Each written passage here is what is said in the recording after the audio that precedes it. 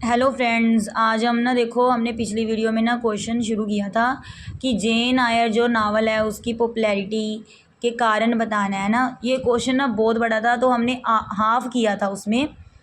तो हमने उसमें हाफ़ किया था, हम इसमें ना कंप्लीट कर लेंगे। अब देखो ये वाला हम कर रहे थे, ये हमने कर लिया था और हम यहाँ से कर रहे थे कि मिस्टर जेस्टर क्या कहते हैं, वो कहते हैं जेन आयर है ना। तो जेन आयर ने मिस्टर चेस्टर को जलने से बचाया था और अटेंड किया था मिस्टर मैसन को जब वो जख्मी थे, उन्हें अटैक किया गया था उनकी पागल बहन के द्वारा। ठीक है, the care which she shows, जो वो अपनी केयर दिखाती है एडले के लिए, उनके उसके भले के लिए। एंड इन एजुकेटिंग हर, और उसे जो पढ़ाती है, her frequently climbing up to the roof of थोन, मतलब उसका लगातार चढ़ना छत पर थोनफिट हाल की, in order to enjoy the beauty of the surroundings natural, की ब्यूटी को इन्जॉय करने के लिए scenery. And her reserve and yet her capacity to talk intelligently and in an interesting manner, all these have been brought out in the part of this novel। मतलब ये सभी चीज़ें जो वो करती है वो पार्ट बन जाती हैं नावल का। Her reaction to the broken ceremony of marriage, अब देखो जो सेरेमनी मैरिज की जो रस्म हो रही होती है वो टूट जाती है और उसका जो रिएक्शन होता है उस पर। Her flight from Thornfield Hall, her journey along on an unknown road with no destination in her mind। देखो वहाँ से चली जाती है, फिर फ़्लाइट लेती है, कहाँ से, थॉर्नफील्ड हॉल से चली जाती है ना। जर्नी, उसे पता भी नहीं कहाँ जाना है, उसकी अननोन मतलब रोड पर चली जाती है बिना किसी डेस्टिनेशन के अपने माइंड में।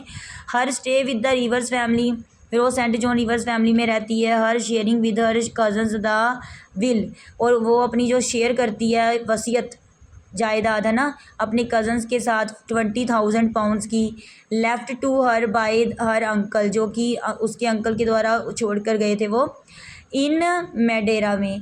दीज इंसिडेंट्स जो हैं वो ब्रिंग, मतलब लाए जाती हैं आउट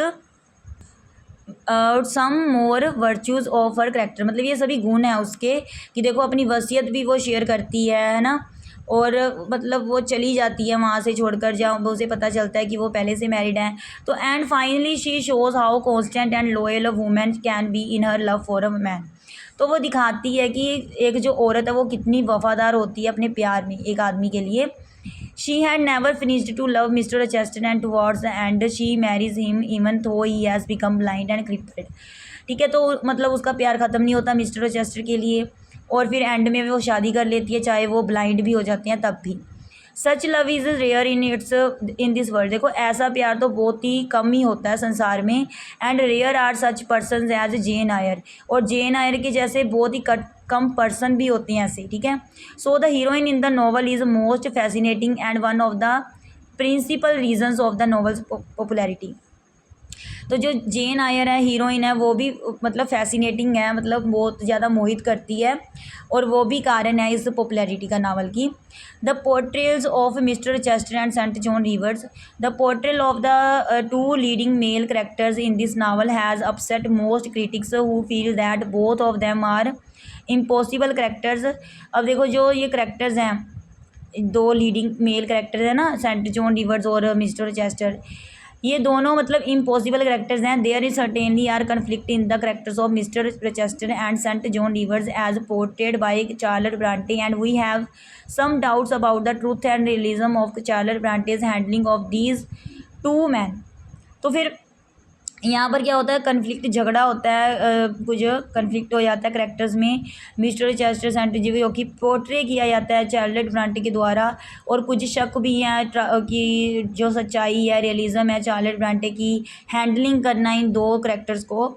तो and yet the very lack of, फिर भी देखो जो कमी है of consistency in these portrayals makes a novel interesting. तो ये भी जो है कंसिस्टेंसी है, ये भी इंटरेस्टिंग करती है, इंटरेस्टिंग बनाती है नावल को। And has contributed to its popularity, और पॉपुलैरिटी को भी इसमें योगदान देती है।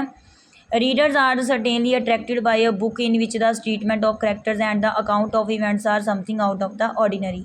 और जो रीडर है वो भी अट्रैक्ट होती हैं बुक के द्वारा ना, और जो ट्रीटमेंट होता है करेक्टर्स में उसके द्वारा, जो इवेंट्स होते हैं उसके द्वारा भी। The dramatic situations in the novel, there are a number of dramatic situations in the novel, बहुत सारी ड्रामेटिक सिचुएशंस हैं नावल में। To add to its interest, जो इसका इंटरेस्ट मतलब ऐड कर देती हैं, बहुत ज़्यादा इंटरेस्ट क्रिएट करती हैं नावल में। The scene in which Jane keeps to Mrs Reed in a challenging manner, thus giving a shock to that stick women. अब देखो जो जेन है, जो सीन है जिसमें जेन बोलती है मिसिज रीड को, है ना, चैलेंजिंग मैनर में बोलती है, वो एक शौक देता है ना वो उस वूमेन को जो कि स्ट्रिक है। Mister Brocklehurst's disgraceful conduct in humiliating Jane in the presence of all the students and the teachers at Lowood school, the objection raised by mister Biggs to the. अब देखो जो कहते हैं मिस्टर ब्रोकलहर्स्ट का डिसग्रेसफुल कंडक्ट है, जो humiliate करते हैं, वो अपमान करते हैं जेन का सभी बच्चों की प्रेजेंस में, है ना, तो और टीचर्स की प्रेजेंस में लोवर्ड स्कूल में। और जो ऑब्जेक्शन रेज मतलब ऑब्जेक्शन किया जाता है जो वकील था मिस्टर बिग्स के द्वारा, to the marriage which is going to be performed in the church, जो कि मैरिज हो रही होती है चर्च में between Mr Chester and Jane's flight. फिर देखो ये होता है, ऑब्जेक्शन हो जाता है, रस्म रुक जाती है ना, शादी रुक जाती है, तो जेन्स की फ़्लाइट लेना थॉर्नफील्ड हॉल से, and Jane's very journey and her arrival at Moor House, फिर उसका पहुंचना मूर हाउस में, आर ऑब्वियस एग्जाम्पल है ऑफ ड्रामेटिक इवेंट्स। ये ड्रामा ही होता है, ऐसे ही होता है ना, तो ये सभी एग्जाम्पल है ड्रामेटिक इवेंट्स की एंड हैपनिंग्स की, which certainly increase the interest of this novel, जो कि इंटरेस्ट क्रिएट करती है नावल में। द मेलोड्रामेटिक इवेंट्स भी हैं इसमें। The novel contains not only dramatic situations but melodramatic situations too, मतलब इसमें सिर्फ ड्रामेटिक सिचुएशंस नहीं है, मेलोड्रामेटिक सिचुएशंस भी हैं। And there is the same abundance of melodramatic situations and there is of the dramatic happenings. तो यहाँ मतलब बहुत बहुतात है मेलोड्रामेटिक सिचुएशंस की, ठीक है, जैसे कि ड्रामेटिक हैपनिंग्स होती हैं यहाँ पर। The word dramatic is always use in a good sense, तो देखो जो शब्द है ड्रामेटिक वो हमेशा यूज़ होता है गुड सेंस में। It is use in the context of anything that happens suddenly, तो मतलब ये यूज़ होता है किसमें के कॉन्टेक्स्ट में, जो अचानक कुछ होता है तो उसके लिए। And in the context of anything that excites some strong emotions in the reader, और कुछ ऐसा जो कि एक्साइट कर देता है रीडर के इमोशंस को। The word melodramatic is always use in a sense to mean something sensational, something which alarms the reader. तो जो मेलोड्रामेटिक का वर्ड वो यूज़ होता है किसके सेंस में, जो अलार्म करता है, चेतावनी मतलब अलार्म करता है रीडर को। At the same time producing in him a feeling of suspense, और क्या फीलिंग क्रिएट करता है, सस्पेंस की। Also such feelings terror and dread, ठीक है, ये सभी जो मेलोड्रामेटिक में ये होता है क्रिएट होता है ये सेंस, जैसे कि फीलिंग होती है सस्पेंस की, टेरर की एंड ड्रेड की। A melodramatic happening is generally quite remote from the everyday realities of life and may be incredible। अब देखो जो मेलोड्रामेटिक है वो आमतौर पर बहुत जैसे होता है हमारी जो रियलिटीज़ है लाइफ की रोज़ की वो, ठीक है। In this novel there occurs a mysterious fire, देखो इसमें ना एक मिस्ट्रियस फायर लग जाती है इन मिस्टर चेस्टर्स बेडरूम में, उनके बेडरूम में। There is a mad woman living in the house without her existence being known to anybody excepting Mr Chester, मतलब वहाँ एक मैड वूमन रह रही होती है जिसकी एक्सिस्टेंस के बारे में सिर्फ किसको पता होता है, मिस्टर चेस्टर को, बाकी किसी को नहीं पता होता।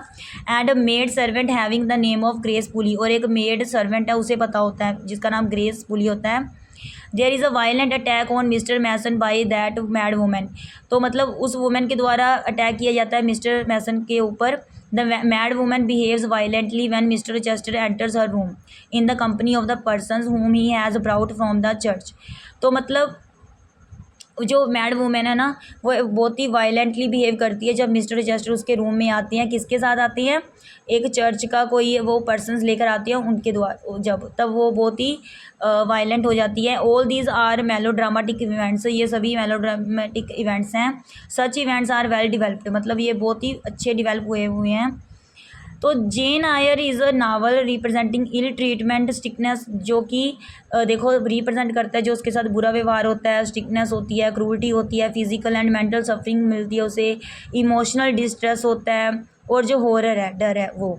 It is a novel which tells a pregnant story, it is only at the end that the heroine and the hero experience the joy which they had been yearning for. मतलब एक दूसरे के लिए जो वो उनकी तांग है ना, वो हीरो और हीरोइन की। But the novel is really a sad, dark, depressing and even painful one. ठीक है, देखो नावल में मिक्स है, सैड भी है, डार्क भी है, डिप्रेस भी होता है, पेनफुल भी है। It tells a pregnant story. In any case the novel has, देखो इन एनी केस किसी भी केस में देखो तो नावल रखता है एक हैप्पी एंडिंग। अब देखो नावल में क्या हो जाती है, हैप्पी एंडिंग हो जाती है, एंड में हो जाता है ना, शादी हो जाती है उनकी। Happy ending always please every reader. और जो हैप्पी एंडिंग्स होती है ना, वो हर एक रीडर को खुश भी कर देती है ना। स्टोरी हम जब पढ़ रहे हैं और उसमें खुशी खुशी हम फिल्म भी देखते हैं, मूवी देखती है ना, तो वो हमें अच्छा ही लगता है कि जब उसकी हैप्पी एंडिंग हो जाती है। और हैप्पी एंडिंग हमेशा खुशी ही देती है हर पाठक को। ठीक है, तो इसके साथ ही हमने ये जो हमारा जेन आयर था सभी ये इसके इंपॉर्टेंट क्वेश्चन कर लिए, बहुत ही इंपॉर्टेंट है ये।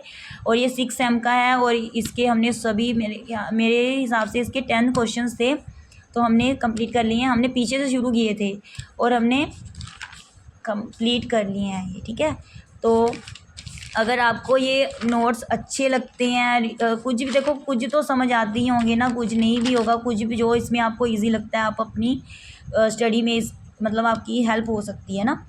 थैंक्स।